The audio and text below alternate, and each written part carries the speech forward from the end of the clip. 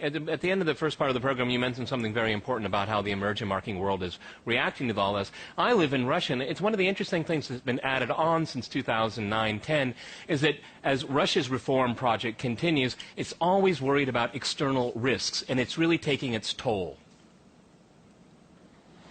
Yeah, obviously, Russia does export a lot to the Eurozone, so that is certainly a risk, and they are doing well at looking more at diversifying towards Asia and trading more with Asia.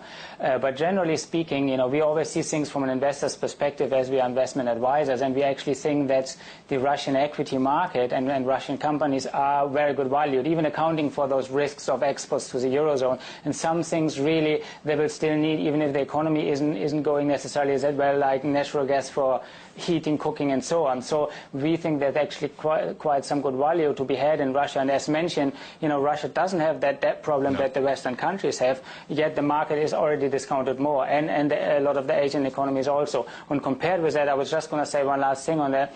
While people always say, oh, China's the evil economist and so on, no freedom, and then similar to Russia, well, in some ways, China, they are more supportive of businesses in many ways than in the United States, where maybe capitalism has made way to some extent to corporatism. There's a lot of special interests gaining advantages, a lot of more regulations that make business a lot tougher. So we are generally more positive on what's happening in Asia and the emerging markets. Joe, in London, what do you think about that? Because can we expect the emerging market world to carry the water all the time now? Well, I do, unfortunately disagree with that opinion because, I do totally agree about the fact about the authoritarianism that is emerging and this corporatism that is emerging in advanced nations, and that is hindering a lot of opportunities. I totally agree with that. However, to deny the formulation of capitalism or divergence of capitalism is the wrong thing to do. And to say that, for example, communism socialist methodology is better, I think is going a bit too far, in fact, far too far, considering the fact that what we just aren't doing is to admit the divergence of different types of governance style and capitalism that's involved. And as long as you can embrace that and make a flexibility of introducing different types of governance style based on different forms of capitalism, then it's possible. For example, Japan had been growing on back of that. So I do believe that still, even though there's a lot of faults, if we can at least admit and adhere to different types of capitalism, then I think we still have a way forward, certainly much more flexible than having a very heavy country risk, for example, as we're seeing with the dispute between China and Japan.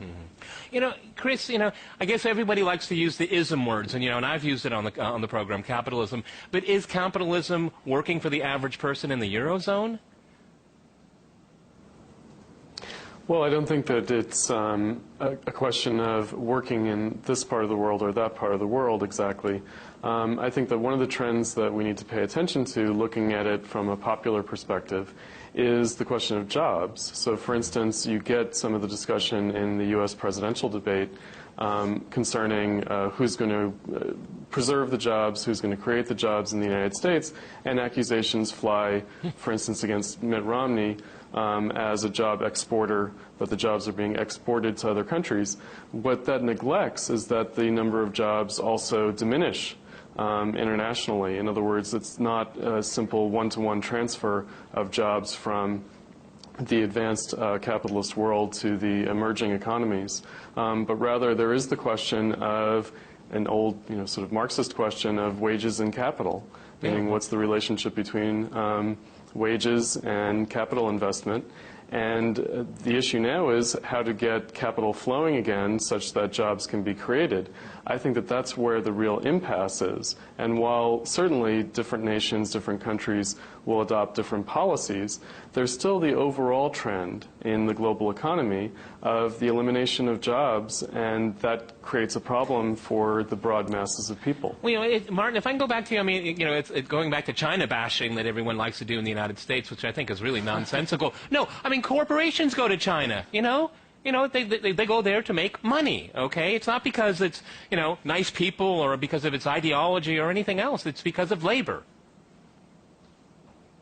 Yeah, and I don't really think that it's, robots to blame or that it's China to blame for that. I mean, it would be great if robots took all the work and we wouldn't have to work as long as they don't, expand the debt, then, we don't really have that much of a problem. Similarly, it's not really a big problem also if you have a lot of older people in this world. Like in the Eurozone, they're always saying, well, we have too many old people, they're all getting older, the demographic problem. But you know, if they actually put money aside from them early that they contributed to the pension system, and then, you know, reserve that for those same people to be paid out later, it isn't a problem. What they do, though, is they just spend it on some nonsense project or on wars, you know, bombing some helpless third world country for no reason or something like that. And then, of course, you know, the surprise, surprise, the money is gone later on. So I think really, and in some extent also you just mentioned, is capitalism working for Europe, for the average person there? I don't think they have capitalism. I think, you know, if you're looking at the tax rates there, they're taxing people and taxing corporates to death. I think that's more the type of, you know,